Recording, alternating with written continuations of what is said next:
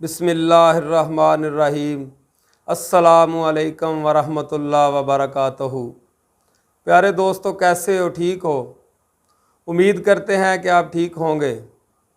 अल्हम्दुलिल्लाह हम भी ठीक हैं।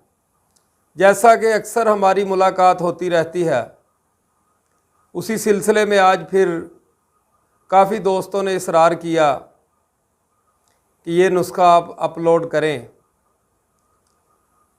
तो ये पहले भी हम 2 नुस्खे अपलोड कर चुके हैं और काफ़ी दोस्तों ने ये इसरार किया है कि वो थोड़ा बनाना मुश्किल है।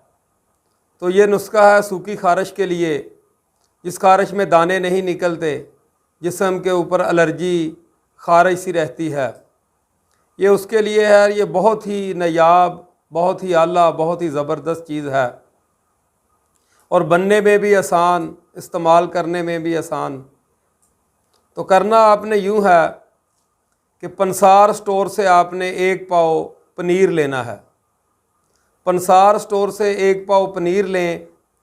तो पनीर का देखना यह है कि उसमें कीड़ा ना चला हो। वो एक डोडी की शक्ल में होता है, डोडे की शक्ल में, तो वो टूटा हुआ भी ना हो।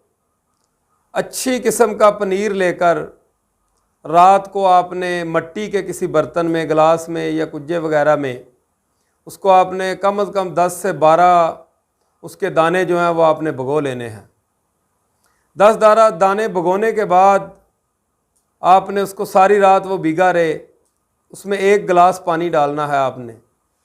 सुबह उठ के उसको हाथ के साथ मल के उसकी डोडियों को तोड़ देना है और छाननी वगैरह या किसी कपड़े की मदद से आपने उस पानी को आपने ले लेना है।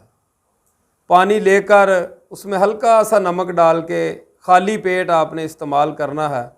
अगर आप इसको 15 दिन लगातार इस्तेमाल करेंगे तो इंशाअल्लाह अल्लाह के हुक्म से ये आपकी खारिश भी जाती रहेगी और उसका 1-2 और भी फ़ायदा है कि आपके मैदे की, जिगर की और मसाने की गर्मी भी इंशाअल्लाह बाहुक्म ताला जाती रहेगी।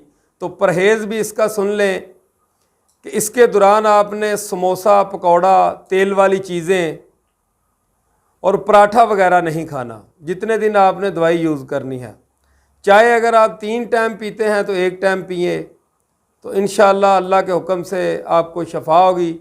इंशाअल्लाह फिर मिलेंगे। अल्लाह निगहबान।